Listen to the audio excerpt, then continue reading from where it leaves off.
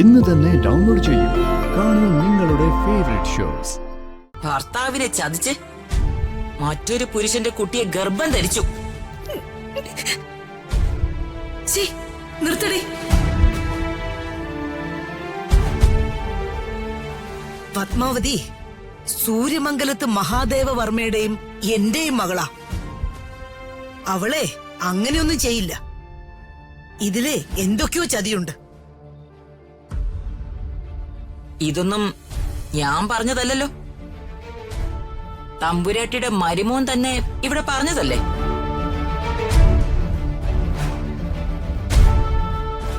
പറയാൻ അറപ്പും വെറുപ്പും നാണക്കേടുള്ള കാര്യം അവരെ കൊണ്ട് പറയിപ്പിച്ചു. ഇതൊന്നും ഞാൻ വിശ്വസിക്കില്ല. ശരിയാ, നിങ്ങൾ തന്ന ഔദാര്യം കൊണ്ടാ ഞങ്ങൾ ജീവിച്ചത്. ആ സഹായത്തിലും ഔദാര്യത്തിലുമാ ഞങ്ങൾ രക്ഷപ്പെട്ടത്.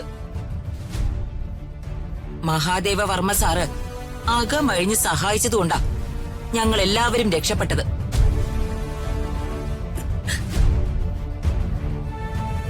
പക്ഷേ എന്റെയും എന്റെ അനുജന്റെയും കഷ്ടപ്പാടുകൊണ്ട് സൂര്യമംഗലത്തിന്റെ പ്രശസ്തി ഇരട്ടിയായി. മഹാദേവവർമ്മ സാറിന്റെ പേര് നിലനിർത്തി.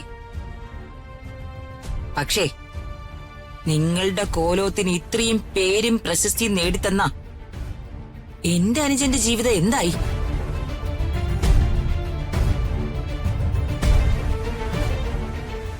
അവൻ തകർന്നില്ലേ? അവൻ പൊതുസമൂഹത്തിന്റെ മുന്നിൽ നാണം കെട്ടില്ലേ?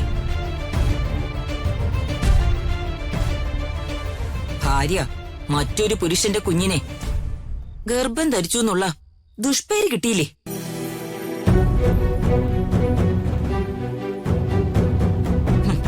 ഭാര്യയെ നിലയ്ക്ക് നിർത്താൻ അറിയാത്തവൻ പൊതുജനങ്ങളുടെ കാര്യം എങ്ങനെ പരിഹരിക്കുന്ന നാട്ടുകാര് ചോദിച്ചു തുടങ്ങില്ലേ?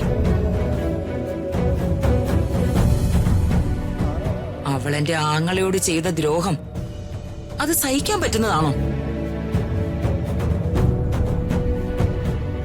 വഞ്ചകിയായ അവളുടെ അവിഹിത ബന്ധത്തിൽ പിറന്ന മകളെ അവൻ സ്വന്തം മകളായി തന്നെ ഇത്രയും കാലം വളർത്തിയില്ലേ?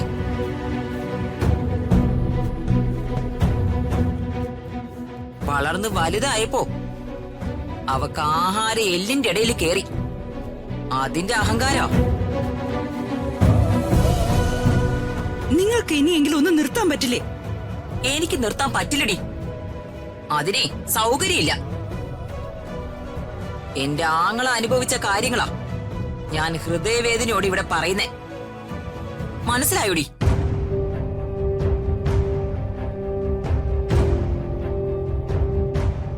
എടാ ചെറുക്ക, നീയും സൂക്ഷിച്ചോ. ഇവളെ ആ പത്മയുടെ മോളാ.